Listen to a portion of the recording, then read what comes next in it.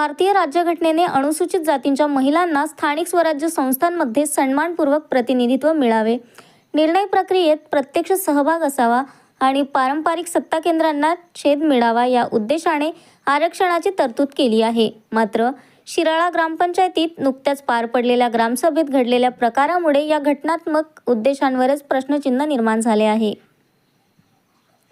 प्रजासत्ताक दिनानिमित्त 26 जानेवारी रोजी आयोजित ग्रामसभा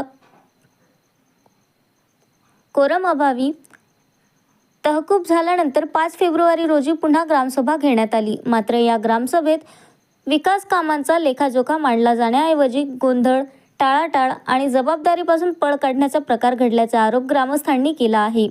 ग्रामसभा ही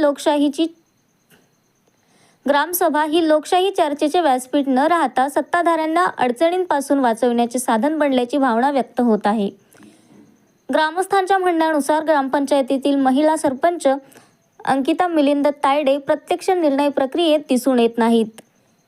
ग्रामसभा, दैनंदिन व्यवहार आणि कारभारांवर नियंत्रण हे त्यांचे वडील मिलिंद तायडे, जे स्वतः ग्रामपंचायत सदस्य आहेत, त्यांच्या हातात असल्याचे चित्र ग्रामसभेत स्पष्ट झाले।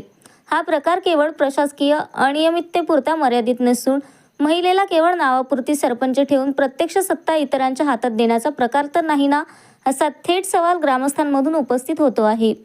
ग्रामसभेत रस्ते, पाणी पुरवठा, स्वच्छता तसेच इतर विकास कामांबाबत प्रश्न विचारले असता त्यांना स्पष्ट उत्तरे देण्यात आली नाहीत।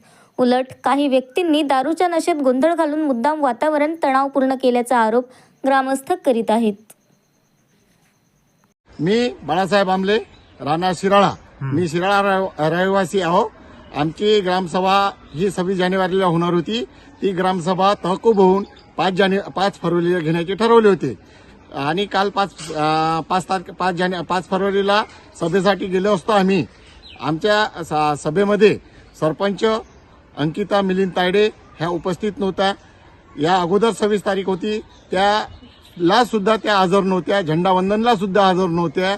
त्यांना 2 वर्षापासून आम्ही पाहिलेलं नाही आहे। या ग्रामपंचायतमध्ये त्या दिसलेल्या नाही आहे आणि ह्या जो ग्रामपंचायतचा जो कारभार आहे, ह्या कारभार त्यांचेच वडील मिलिंद भाऊ तायडे हे सांभाळत असतात।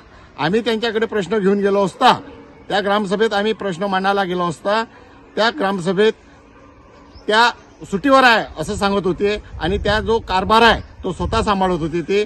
आणि जो आमचा जो प्रश्न होते, जो ठराव आम्हाला जो आढावा बैठक पाहिजे, आढावा 5 वर्षाचा पाहिजे होता, तो आम्हाला मिळाला नाही।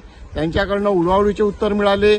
त्यानंतर त्या उत्तर दिल्यानंतर ते अरेराईमध्ये बोलत गेले। आमच्याशी व्यवस्थित आम्हाला त्यांनी उत्तर दिलं नाही। आमच्या उत्तरचे त्यांनी